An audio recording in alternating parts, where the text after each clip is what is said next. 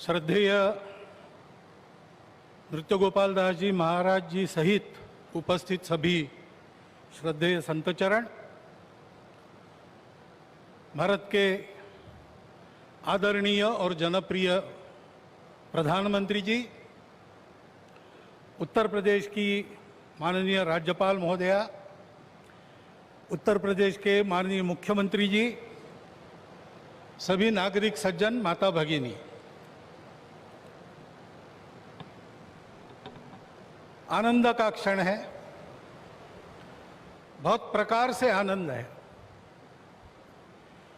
एक संकल्प लिया था और मुझे स्मरण है कि तब के हमारे संघ के सरसंघ चालक बाला साहब देवरस जी ने ये बात हमको कदम आगे बढ़ाने के पहले याद दिलाई थी कि बहुत लग के 20-30 साल काम करना पड़ेगा, तब कभी ये काम होगा। और 20-30 साल हमने किया। 30वें साल के प्रारंभ में हमको संकल्प पूर्ति का आनंद मिल रहा है। प्रयास किए हैं जी जान से, अनेक लोगों ने बलिदान दिए हैं। अरे नहीं आए, वो सूक्ष्म रूप में आज यहां उपस्थित है, प्रत्यक्ष उपस्थित हो नहीं सकते। ऐसे भी है जो है लेकिन यहां आ नहीं सकते। रथ यात्रा का नेतृत्व करने वाले अडवाणी जी आज अपने घर में बैठकर इस कार्यक्रम को देख रहे होंगे। कितने ही लोग हैं कि जो आ भी सकते हैं लेकिन बुलाए नहीं जा सकते, परिस्थिति ऐसी है। लेकिन वो भी अपनी अपनी जगह, पूरे देश में देख रहा हूं आनंद की लहर है। सदियों की आस पूरी होने की आनंद है। लेकिन सबसे बड़ा आनंद है भारत को आत्मनिर्भर बनाने के लिए जिस आत्मविश्वास की आवश्यकता थी और जिस आत्मभान की आवश्यकता थी, उसका सगुण साकार अधिष्ठान बनने का शुभारंभ आज हो रहा है। वो अधिष्ठान है आध्यात्मिक दृष्टि का। सिया राममय सब जग जानी। सारे जगत में अपने को और अपने में सारे जगत को देखने की भारत की दृष्टि, जिसके कारण उसके प्रत्येक व्यक्ति का व्यवहार आज भी विश्व में सबसे अधिक सज्जनता का व्यवहार होता है। और उस देश का सामूहिक व्यवहार सबके साथ वसुधैव कुटुंबकम का होता है। ऐसा स्वभाव और ऐसी अपने कर्तव्य का निर्वाह व्यावहारिक जगत की माया के दुविधा में से रास्ते निकालते हुए जितना हो सके सबको साथ लेकर आगे चलने का जो विधि एक बनती है, उसका अधिष्ठान आज यहां पर बन रहा है। परम वैभव संपन्न और सबका कल्याण करने वाला भारत, उसके निर्माण का शुभारंभ आज ऐसे निर्माण का व्यवस्थागत नेतृत्व जिनके हाथ से है, उनके हाथ से हो रहा है। ये और एक आनंद है।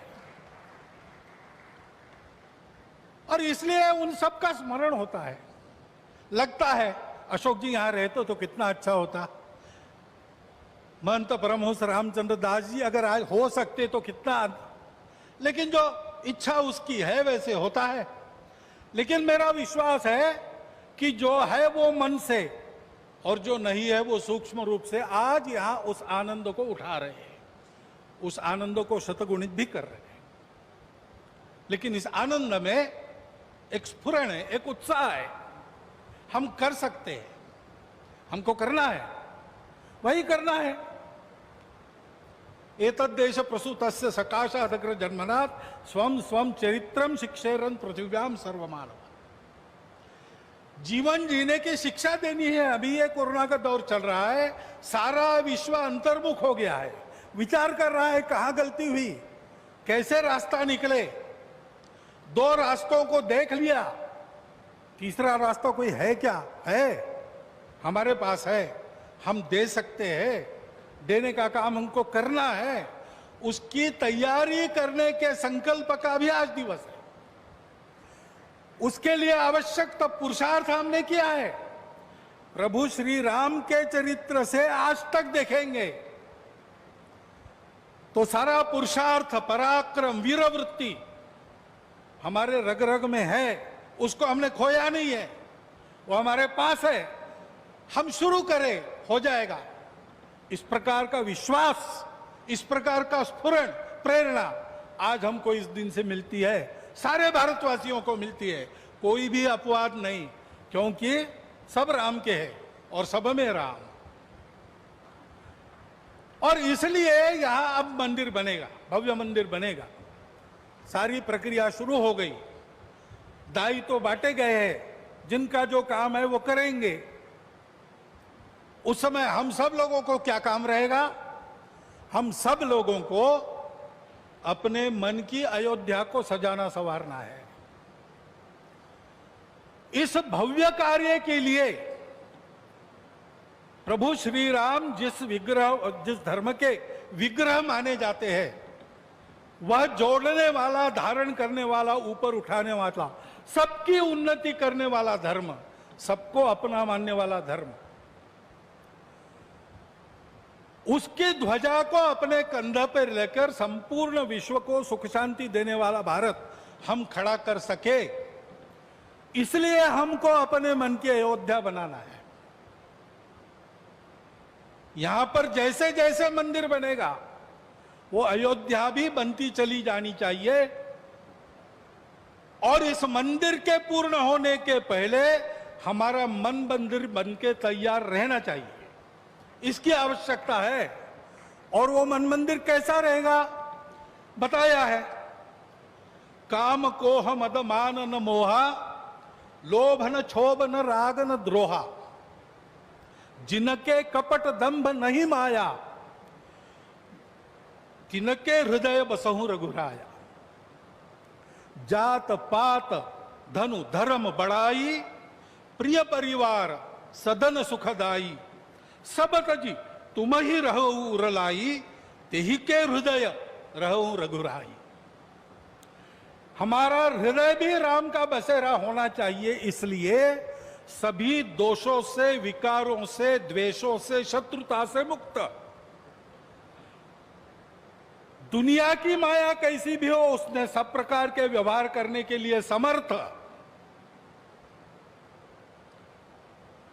और हृदय से सब प्रकार के भेदों को तिलांजलि देकर केवल अपने देशवासी ही क्या, संपूर्ण जगत को अपनाने की क्षमता रखने वाला इस देश का व्यक्ति और इस देश का समाज, ये गढ़ने का काम है। उस गढ़ने के काम का एक सगुण साकार प्रतीक जो सदैव प्रेरणा देता रहेगा, वो यहां खड़ा होने वाला है। भव्य राम मंदिर बनाने का काम भारतवर्ष के लाखों मंदिरों में और एक मंदिर बनाने का काम नहीं है। उन सारे मंदिरों में मूर्तियों का जो आशय है, उस आशय का पुनर्प्रगटीकरण और उसका पुनर्स्थापन करने का शुभारंभ आज यहां बहुत ही समर्थ हाथों से हुआ है। इस मंगल अवसर पर इस सब आनंद में मैं आप सबका अभिनंदन करता हूं।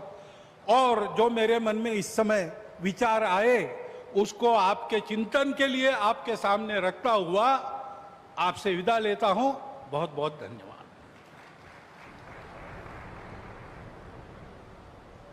श्री राम जन्मभूमि तीर्थ क्षेत्र के माननीय अध्यक्ष मणिराम दास छावनी के परमाध्यक्ष पूज्य महंत नृत्य गोपाल दास जी महाराज से निवेदन करता हूं अपना आशीर्वचन प्रदान करें।